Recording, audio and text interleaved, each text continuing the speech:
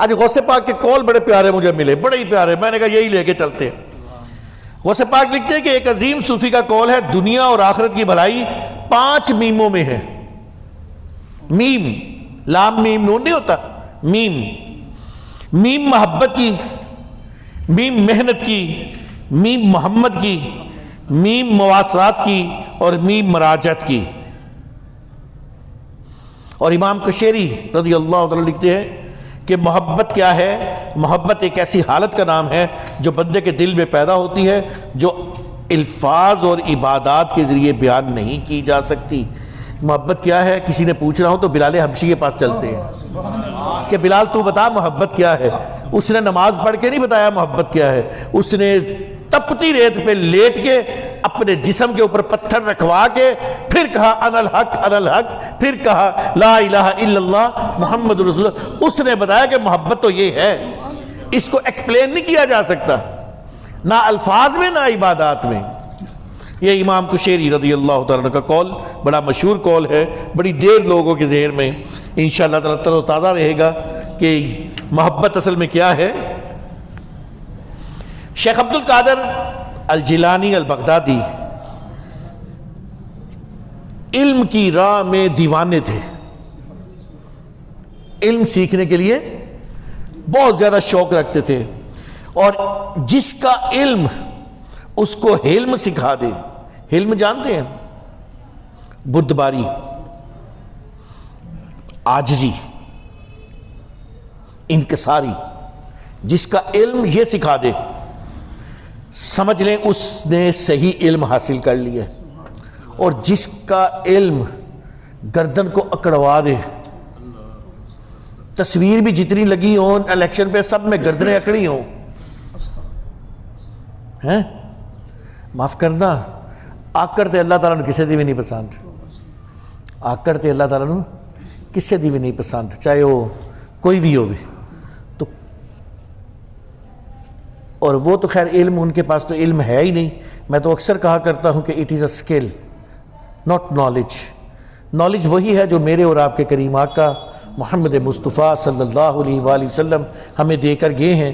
دیکھیے نا، اگر آپ کہتے ہیں ہمارا بیٹا یہ پڑھے گا یہ پڑھے گا یہ پڑھے گا، پھر وہ یہ کمائے گا، پھر یہ کمائے گا، پھر یہ کمائے گا، پھر مرے گا بھی، مرے گا کہ نہیں مرے گا؟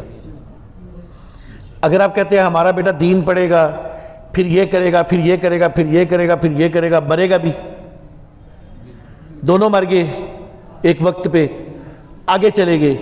اب وہ دنیا شروع ہو گئی جو ختم ہی نہیں ہونی، اب وہ دنیا شروع ہو گئی جہاں پہ خاتمہ ہی نہیں ہے۔ اب وہاں پہ کون کام آیا؟ محمد عربی کا دین کام آیا صلی اللہ علیہ وسلم۔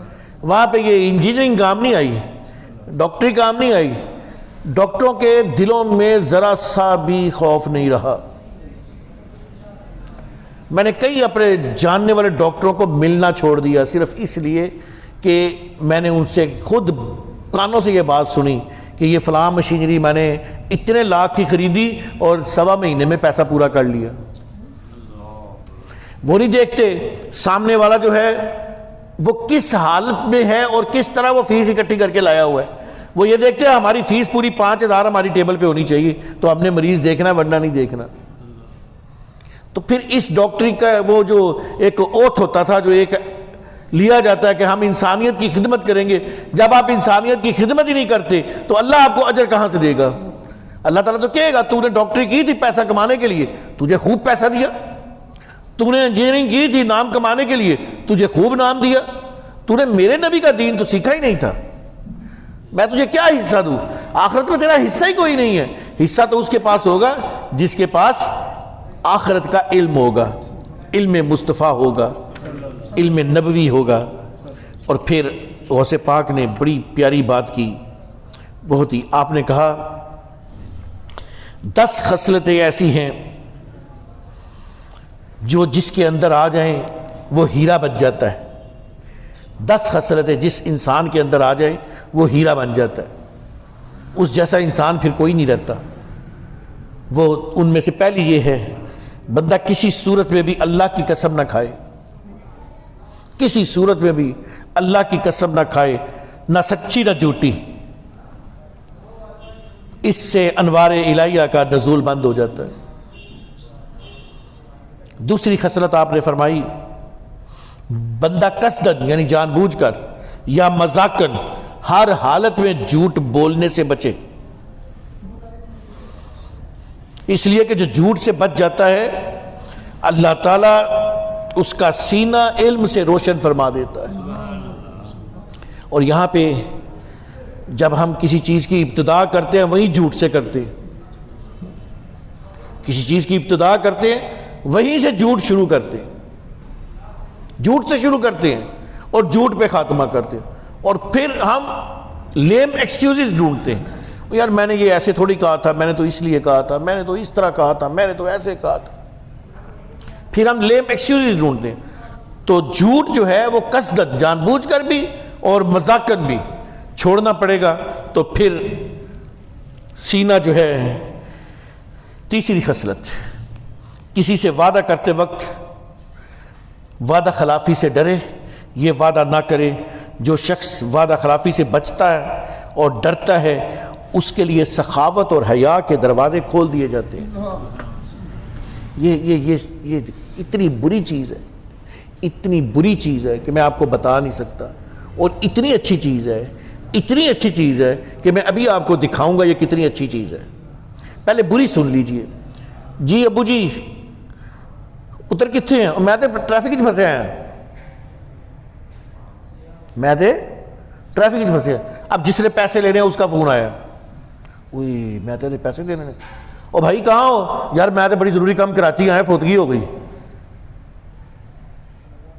اتنی بری چیز ہے، یعنی کہ جھوٹ پہ جھوٹ بول رہے ہیں، جھوٹ پہ جھوٹ بول رہے ہیں۔ بیٹا ابھی تک تم گھر نہیں آئے، امی بس 5 منٹ آپ کے پاس۔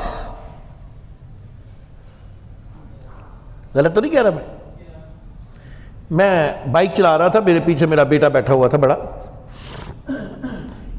شالمی میں تھا میں، شالمی جانتے نا کہاں پہ ہے، اور میں نے یہاں گھر آنا تھا، تو میری مسز کا گھر سے فون آ گیا، تو میں نہیں اٹھاتا ہوتا فون موٹر سائیکل پہ، میں نے بیٹے کو کہا بیٹا فون سن، فون اس کو پیچھے دیا، اس نے فون لگایا، جی امی بس 15-20 منٹ چسی کار۔ میں نے اس کو موٹر سائیکل پہ ہی ڈانٹنا شروع کر دیا۔ میں نے کہا کیسے 15-20 منٹ نے کر موٹر سائیکل میں چلا رہا ہوں، 30-35 سے اوپر میں نے نہیں چلانی ہوتی، 40 بڑی چھال مار لوں گا، 45۔ میرے بارے میں تو مشہور ہے کہ جو چنگا بندہ پیدل چلا جاوے، یہ دنوں چنگا بندہ پیدل چلا جاوے۔ تو میں نے کہا کہو کم از کم 1 گھنٹہ لگے گا۔ اسی طرح میں نعت خانوں سے کہا کرتا ہوں، یار تہاڈی بڑی مہربانی، جھوٹ نہ بولیا کرو، آپ لوگ نبی پاک صلی اللہ علیہ وسلم کے سفیر ہیں، آپ لوگ نبی پاک صلی اللہ علیہ وسلم کے سفیر ہیں۔ بس جی میں ایک شعر پڑھاں گا، ایک شعر پڑھتے پڑھتے 20 شعر پڑھ جاندے نے۔ آپ کہیں میں چند شعر پڑھوں گا، آپ کیوں کہتے ہیں میں ایک شعر پڑھوں گا؟ آپ سچے ہو جائیں گے اتنے میں؟ یہ مائک ہے ہی بڑی بری چیز، چھوڑنے کو دل ہی نہیں کرتا۔ جہدے کول آ جائے وہ جدوں دا وزیر اعظم بنیا وہ تقریراں ہی کری جا رہا ہے، وہ تقریراں کرو تو دل نہیں ختم بھرتا، وہ کہتا میرے کو تقریراں جنیاں مرضی کروا لو۔ ہائے تقریراں نال کچھ نہیں بنتا، کچھ کر کے دکھانا پڑتا ہے۔ ہمارے نبی نے کچھ کر کے دکھایا بھائی، صرف 8 سال کے قلیل عرصے میں مکہ واپس چھین کے دکھایا ہے۔ اور یقین کیجئے میں مسجد کے اندر بیٹھا ہوا ہوں، میں پرسوں ترسوں کی بات ہے، تھوڑے دن پہلے کی بات ہے، میں تھوڑے دن پہلے کہہ دیتا ہوں تاکہ غلط بیانی نہ ہو جائے۔ میں تلے اپنے لیاقت آباد سے گزرا تو ایک سکھ کی وہاں دکان بنی ہوئی تھی، اور یقین کیجئے میرا خون کھول اٹھا کہ یہ وہ سکھ ہے جنہوں نے ہماری بیٹیوں کو ذلیل کیا تھا، ہماری ماؤں بہنوں کی عزتیں لوٹی تھی، تب یہ پاکستان بنا تھا۔ آج آپ ان کو اپنے ملک میں جگہ دے رہے ہیں، ان لوگوں کو جگہ دی جا رہی ہے اور کہا جا رہا ہے ہم امن پسند ہیں۔ اسلام اس طرح کا امن پسند نہیں ہے۔ اسلام امن پسند ہے کہ مسلمان آپس میں بھائی بھائی ہیں، کافروں کے لیے مسلمان شدید ہیں، کافروں کے لیے۔ اور ان لوگوں کو دیکھ کے تو خون کھولتا ہے جنہوں نے ہماری بیٹیوں کی عزتوں سے کھیلے ہوئے ہیں۔ اور کئی عورتیں ایک سکھ کے گھر تھی مسلمانوں کی عورتیں، جو رات دن یہ انتظار کرتی تھی کہ اب کوئی مسلمان آئے گا اور ہمیں بچا کے لے جائے گا، اور وہ وہیں پہ مر گئی۔ آپ کو حیا نہیں آتی؟ اور ان کی دکانوں پہ جاتے ہوئے حیا نہیں آتی؟ سوچنا چاہیے، شرم کرنی چاہیے۔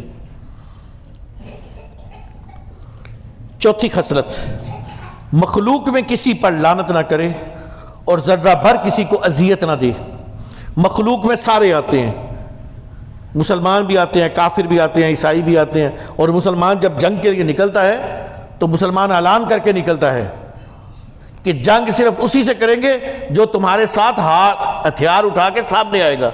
کسی عورت کے اوپر حملہ نہیں کیا جائے گا، کسی بوڑھے کے اوپر حملہ نہیں کیا جائے گا، کسی بچے کو نہیں مارا جائے گا، کسی جانور کو نہیں مارا جائے گا، کسی درخت کو نہیں شہید کیا جائے گا۔ لیکن جب امریکہ افغانستان پہ حملہ کرتا ہے اور جہازوں سے اوپر سے بم پھینکتا ہے تو معاف کرنا، جانور بھی مرتے تھے، جانور بھی مرتے تھے، مرتے تھے کہ نہیں مرتے تھے؟ بچے بھی مرتے تھے، عورتیں بھی مرتی تھیں۔ یہی فرق ہے مسلمانوں میں۔ لیکن امریکہ دہشت گرد نہیں ہے، مسلمان جہاد کے لیے نکلے تو مسلمان دہشت گرد ہو جاتا ہے۔ تو مخلوق پر کسی پر بھی لعنت نہ کرے اور کسی کو اذیت نہ دے۔ دنیا میں اللہ تعالیٰ اس کو پھر آفات سے بچائے گا اور اپنا قرب نصیب فرمائے گا۔ پانچویں خصلت، بندہ مخلوق میں کسی کے لیے بد دعا نہ کرے اگرچہ اس نے اس پر ظلم ہی کیوں نہ کیا ہو۔ مثلا کسی نے ہم پہ ظلم کر دیا ہے تو اس کے لیے بھی بد دعا نہ کرے۔ اور الحمدللہ اس فقیر کی یہ ہمیشہ کوشش رہی ہے کہ اس مسجد کے ممبر سے ہر ایک کے لیے دعا ہی جائے، بد دعا کبھی نہ جائے۔ اور انشاءاللہ یہ دعاؤں کا سلسلہ ہم ہمیشہ جاری رکھیں گے۔ ایک خصوصی طور پر عرض ہے، ایک بچہ بڑا شدید بیمار ہے، چھوٹے چھوٹے اس کے بچے ہیں اور خود بھی چھوٹا ہے، خود بھی 22 سے 23 سال کا ہے۔ تو دعا کرے کہ اللہ تعالیٰ اس کو صحت کاملہ عاجلہ عطا فرما دے۔ اس پیاری محفل کے صدقے اللہ تعالیٰ اسے ایک دفعہ درود پاک پڑھ لیجیے۔